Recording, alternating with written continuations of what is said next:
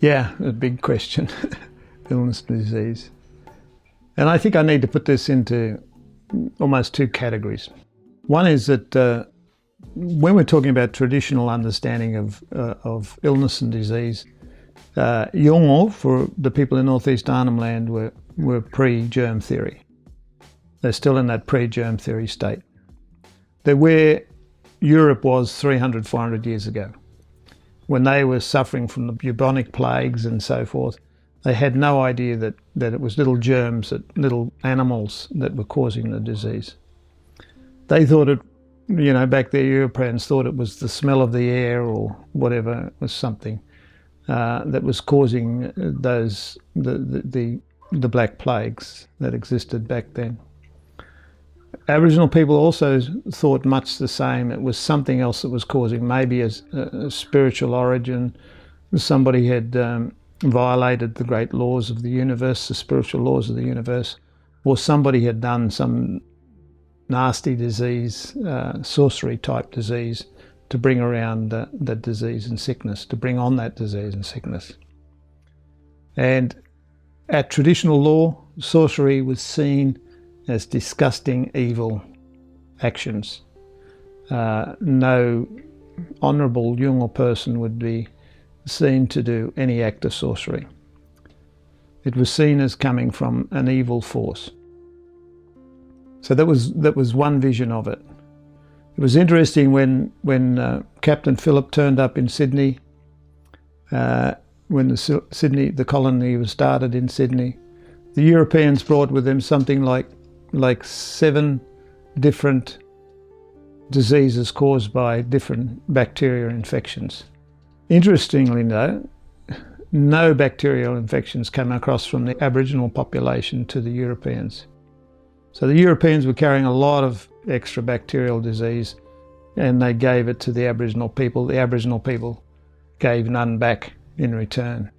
So they were living in a very clean environment, not the mixed up, almost, sometimes I say, like a septic environment that existed in Europe at the time.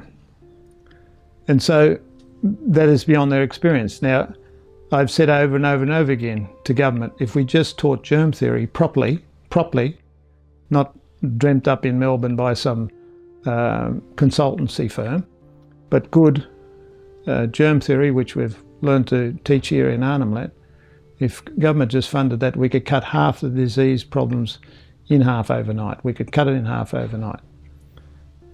We've done that with small programs that we've been able to fund in the past until they were defunded around the intervention and so forth into Arnhem Land 7 or 8 years ago.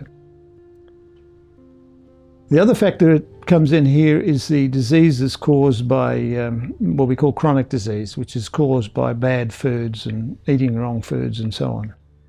It has been almost beyond the thinking in terms of Yolŋu people thinking that whitefellow food could be disastrous, could cause sickness and disease. Because for how many decades were Yolŋu told over and over again that you need to leave your old ways and you need to learn our new whitefellow ways?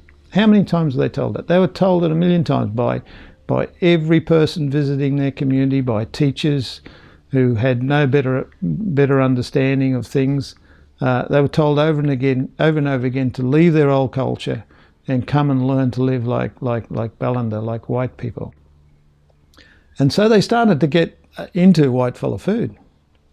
And I remember a time in Arnhem Land when people couldn't eat very sweet things. I know I used to offer it to them in the 70s and they go, oh gee, that's so sweet. Whoa, yuck.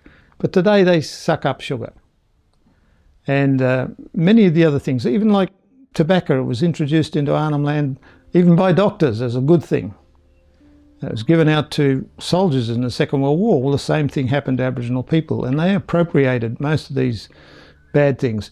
Yet they find it hard to believe that why would the government allow something to be sold that would make you sick and give you a chronic disease and so on. So it's the lack of information, which we've been working around, and I'll continue to try and work around to create good media to get the other story out there that yes, Western foods can be disastrous and can cause chronic disease, which they are. We're suffering from some of the highest levels of chronic disease in the world in northeast Arnhem.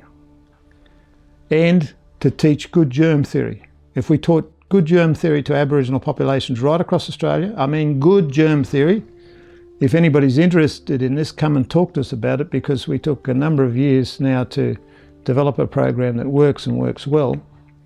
I believe we can cut a lot of the disease and sickness in half. At the moment we're running a program called Hope for Health, which can bring sugar levels down in 3 days, but you can't get it funded.